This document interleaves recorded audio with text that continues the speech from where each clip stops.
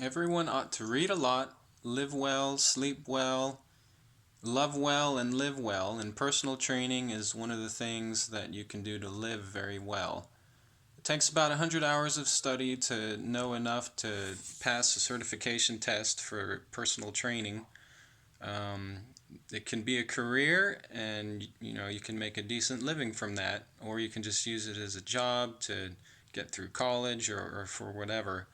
Um, Sports are vain. They're all about glory and grinding your opponent into the dust, and that's all very fun and all. But personal training is about making yourself the healthiest and the best that you can be, so you feel good all the time, 24/7. Our bodies we carry with us 24/7, so we ought to do a good job of maintaining those, and personal training is the way to do that. Basketball, soccer, and all that, they're good for cardio and other aspects of fitness, but they neglect, other things too. Any sport is going to neglect, certain aspects of fitness. Personal training also helps to prevent injury, and it's just a great supplement to sports. Even the professional athletes, they'll have personal trainers guiding them and making sure that their bodies are balanced, and that they perform at their peak in whatever their sport is. So, in personal training, what you'll learn is how to assess and how to attain good posture and balance. So, you'll be able to tell if you have kyphosis or lordosis or, whatever other postural abnormality, imbalance that you have. You'll know what muscles are too tight and what muscles are too weak. You'll know what exercises to do to fix that.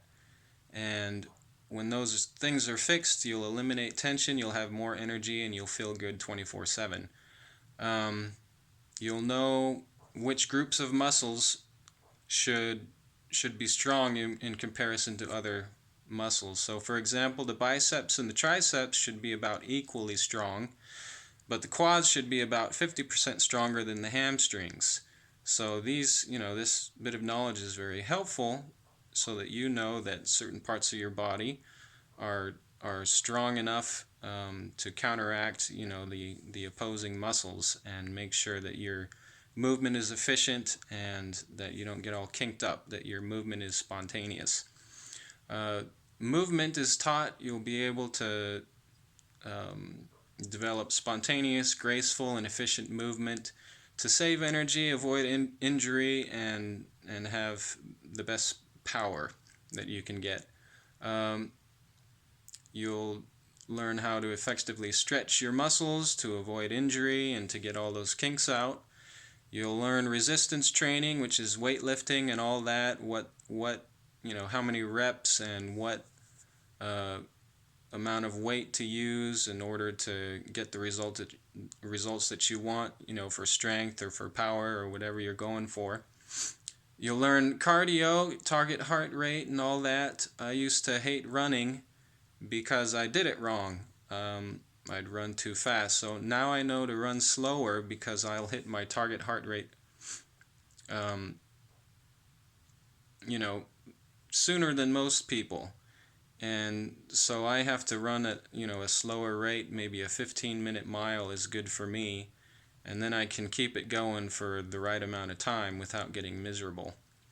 Um, People hate exercise because they do it wrong. They get all hyped up and they'll buy an expensive treadmill or something, and they'll get some workout program and they'll just hit it really hard, and try to keep up with the professionals, and that's the wrong way to approach it.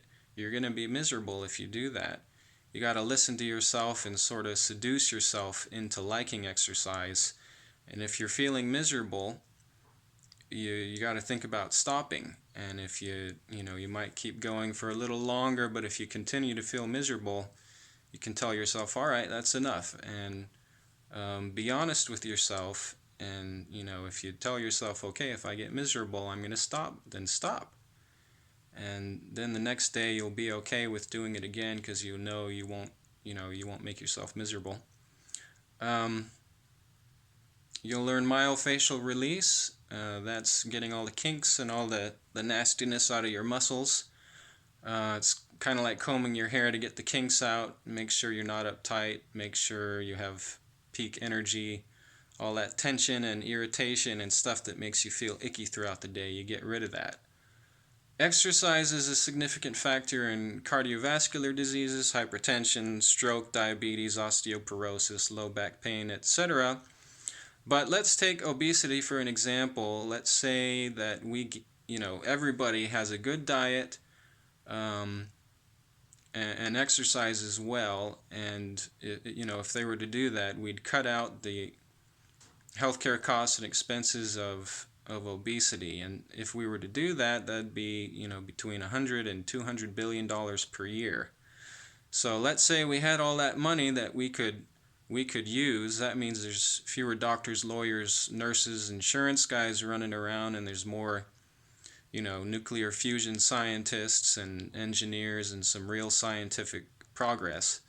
So please leave some comments for juicy discussion. How should we use that time and that money that we'd save on healthcare costs? Should genetic engineering be used to help snuff out obesity and diseases and things like that? Should we use that money for getting to Mars, developing sustainable energy, developing AI safely? Leave your comments below. Please subscribe and share this video, and if you have any questions, ask me in the comments. Thanks a lot.